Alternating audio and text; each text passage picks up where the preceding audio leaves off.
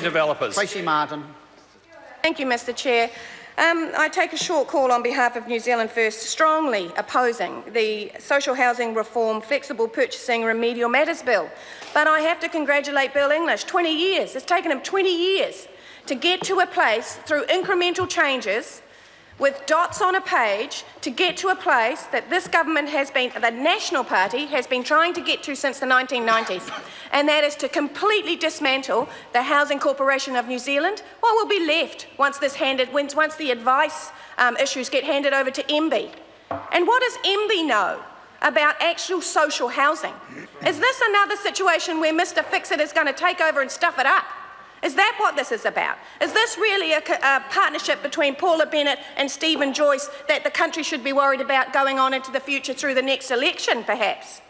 Because what are we doing, taking away the advising through this bill, taking away the advice capacity from Housing New Zealand Corporation, and placing it with MB? Business, innovation and employment. How interesting, because suddenly this is again, the rhetoric is again around human beings being productive units. And in this one, with the housing of those human beings, that's now all about being a business. So this is a continuation, give them their credit, this is a continuation of the spin about New Zealand Inc., as opposed to thinking about it as Family New Zealand. And that's where New Zealand First comes from. This is about Family New Zealand. And I find it interesting, we find it interesting, that whenever New Zealand First says that possibly with immigration we should be encouraging people to spread out throughout the country, and the answer from the government benches is you can't tell people where to live, that is exactly what they intend to do with regard to social housing. That is exactly what they intend to do. So apparently you can't ask a new settler to spread out around the country and enjoy some of the benefits of regional New Zealand, but if you're a poor New Zealander you can. If you're a poor New Zealander, we can actually decide where you will live, because we're not going to provide you with any housing in an area where we've decided we're not going to do any regeneration around employment. We've decided, that government has decided, that we're going to suck everybody into the main centres because business as usual. It's New Zealand Inc., as opposed to the Family New Zealand. Shameful. So that is one reason why New Zealand First will strongly oppose this bill.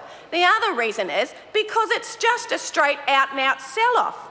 The language, you've got to give it to the people who that government pays to market the words inside their press releases. You have got to give it to them. I hope that the taxpayers aren't paying all the bill. I hope that the taxpayers aren't paying all the media bill for the National Party over there, but you've got to give it to whoever you're paying. They know how to spin the English language, that's for sure. They know how to take what is a bitter pill and gloss it up in some sugar coating and then feed it to the New Zealand public with words like flexible, with other words like choice, for example. Apparently, if you're rich in New Zealand, you can have choice in New Zealand. But if you're poor in New Zealand, they'll use that word to beat you up with. That's right. That's the reality of what is happening here today, and it's happening in every single piece of legislation that this government is forcing through in this time of urgency. The other thing we find very interesting, Mr Speaker, is the situation where what we are really talking about is that social contract that New Zealanders believed in, the majority of New Zealanders believed in from the 1960s. And instead of actually saying that we're going to send this off to private business now, and it will be private business, the NGOs don't have the capacity.